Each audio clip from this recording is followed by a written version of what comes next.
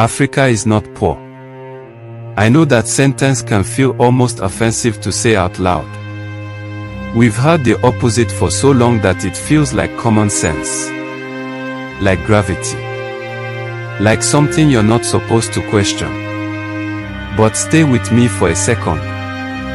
Africa holds about 30% of the world's known mineral reserves. Let that sit. Nearly 40% of the world's gold is found in Africa. Up to 90% of global platinum and chromium reserves are here. The continent has the largest reserves of cobalt, a mineral your phone, laptop, and electric car cannot function without. It also holds major reserves of diamonds and uranium. About 12% of global oil reserves. Around 8% of natural gas. And roughly 65% of the world's remaining arable land. That's not a poor continent. So here's the uncomfortable question. How does a place that supplies the raw materials for modern life end up being described as broke? Think about your phone. The cobalt in the battery likely came from the Congo. The gold in the circuits may have come from Ghana or South Africa. The fuel that shipped it across oceans probably came from Nigeria or Angola. Africa is already in your life. Every day. Yet the story we keep hearing is that Africa needs help. Needs aid. Needs saving.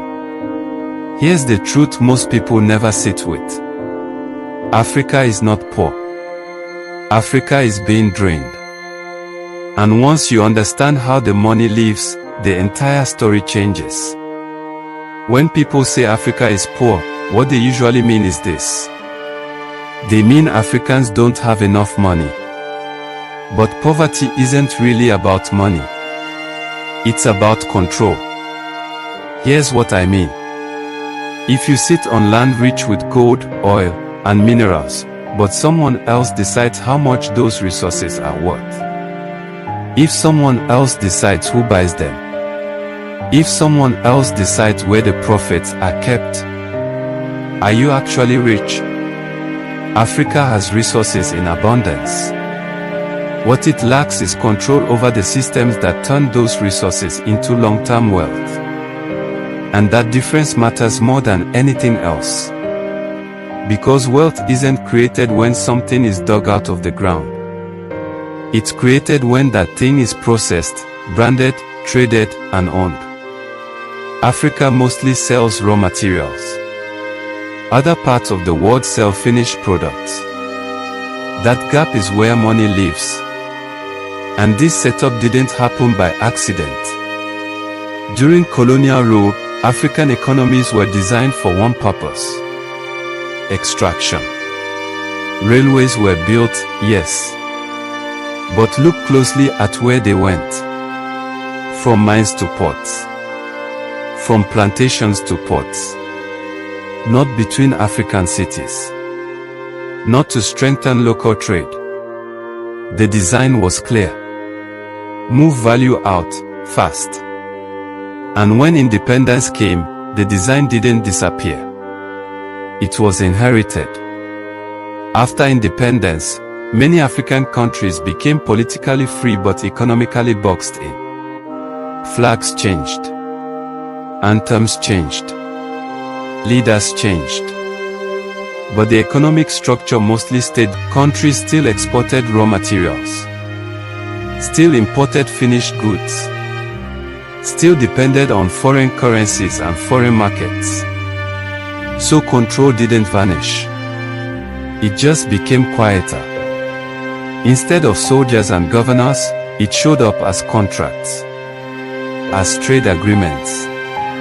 As global rules written far away from African cities and markets. Take cocoa. Countries like Ghana and Côte d'Ivoire produce over half of the world's cocoa. But the real money isn't in cocoa beans. It's in chocolate. That value is captured elsewhere. The Democratic Republic of Congo supplies the majority of the world's cobalt. But electric vehicles and batteries are manufactured and sold elsewhere. Nigeria exports crude oil, but imports refined fuel.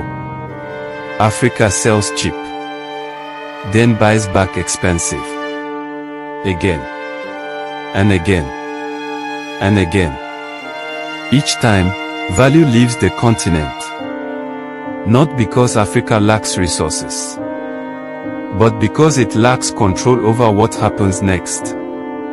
Now let's talk about multinational corporations, because this is where things get uncomfortable. Many multinational companies operate in Africa legally. They have licenses. They pay some taxes. They follow the rules. But here's the thing. Legality does not equal fairness.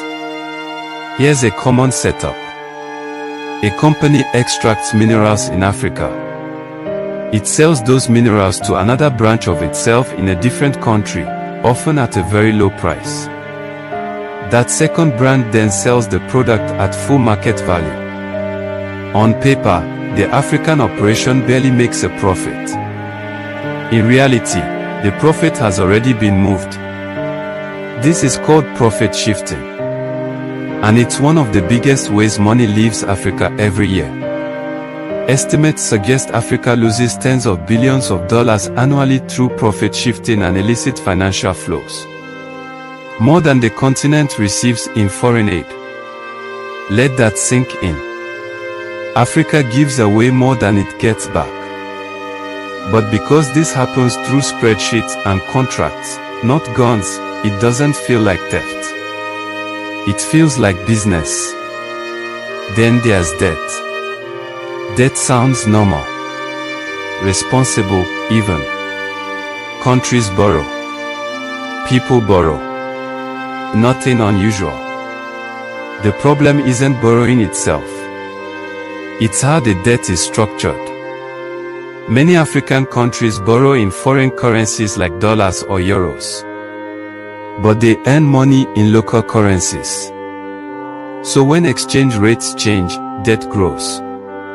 Even if the country hasn't borrowed anything new. Suddenly, huge portions of national budgets are spent servicing debt instead of building hospitals, schools, industries, or infrastructure. Money flows out before it can circulate inside the economy. And when countries struggle to pay, the solution is often the same. Cut public spending. Privatize assets. Open markets further. Which often leads to even more money leaving. It's a quiet cycle. And it's incredibly hard to escape once you're inside it. Aid is often presented as the answer. And to be clear, aid has saved lives. No serious person denies that. But aid does not fix broken systems. It often works around them. In some cases, aid replaces local production. In others, it comes with conditions that benefit donor countries. So money flows in. But control still flows out. That's why decades of aid haven't transformed African economies the way people expected. You can't donate your way out of a system designed to extract value. Despite all this, Africa survives. Not because of governments. Not because of global systems. But because of people. Markets. Street traders. Transport networks. Small farms. Informal businesses. These systems feed cities. Employ millions. Hold families together. Places like Makola Market in Ghana aren't signs of failure. They are signs of intelligence and adaptation. People building economic systems where formal ones don't work for them. And yet, the informal economy is rarely protected or invested in. Rarely included in policy. Rarely counted properly. Another place where value leaks instead of being strengthened. Currency control matters more than most people realize. Some African countries still don't fully control their own monetary systems. Foreign reserves held abroad. Limited influence over interest rates. Restricted policy options. You cannot fully control your economy if you don't control your money. It affects industrialization. It affects trade. It affects growth. This isn't theory. It's daily reality. Now ask yourself this. Who benefits from the story that Africa is poor? Companies that want cheap resources. Governments that want influence. Organizations that raise money through pity. Pity is powerful. But pity is not freedom. The Africa is poor story hides the truth. That Africa holds nearly 1/3 of the world's mineral wealth. That it has the largest reserves of critical modern minerals. That it has most of the world's remaining fertile land. The problem isn't absence. It's extraction. So let's answer the question honestly. Is Africa poor? Africa is not poor in resources. Africa is not poor in people. Africa is not poor in potential. Africa is poor in retained value. And that's not destiny. It's design. Which means it can be redesigned. Next time you hear someone say Africa is poor, pause. Ask where the money went. Ask who controls the system. Ask why so much leaves, and so little stays. Because once you see the flow, the story changes. Africa isn't poor. It's been paying the world for a very long time.